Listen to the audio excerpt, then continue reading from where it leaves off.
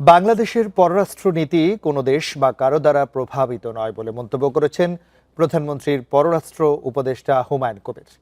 শনিবার বিকালে কয়েকটি দেশের রাষ্ট্রদূতের সাক্ষাতের পর সাংবাদিকদের তিনি আরও বলেন, বড় অংশীদার সব দেশের সাথেই ভারসাম্যপূর্ণ সম্পর্ক বজায় রাখতে পেরেছে ঢাকা। জাতীয় স্বার্থ, সময় ও পরিস্থিতি অনুকূল হলে প্রধানমন্ত্রী ভারত সফরও করবেন। প্রধানমন্ত্রী তারেক রহমানের মালয়েশিয়া ও চীন সফরের আগের দিন শনিবার পররাষ্ট্রমন্ত্রী খলিলুর রহমানের সঙ্গে পররাষ্ট্র মন্ত্রণালয়ে সাক্ষাৎ করেন ঢাকায় নিযুক্ত মার্কিন রাষ্ট্রদূত, ব্রিটিশ হাইকমিশনার ও জাপানের প্রতিনিধি। পরে সাংবাদিকদের মুখোমুখি হন তারা। কথা বলেন চলমান ফুটবল বিশ্বকাপ, এভিয়েশন খাতে বিনিয়োগ, বাণিজ্য সম্প্রসারণ ও রোহিঙ্গা সংকট নিয়ে। প্রতি সপ্তাহে সর্বোচ্চবার বিকাশ পেমেন্টে 50 জন হবেন পেমেন্ট চ্যাম্পিয়ন। জিতে নিন টিভি সহ আকর্ষণীয় সব prize. Last night, the United States won a resounding victory over Australia in the World Cup, moving on to the next round. How to strengthen even further the Bangladesh-UK relationship on issues such as growth, trade and investment.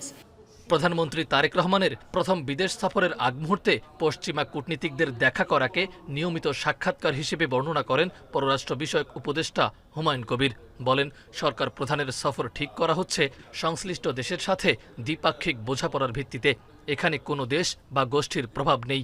গত 15 বছর দেখছেন গুলামি government. এই গুলামি government তো না, আমাদেরকে তো কেউ নাচাবে না। আমরা we will play in global affairs. We are a player now that will influence through soft power. So we will come and engage with people stakeholders meaningfully.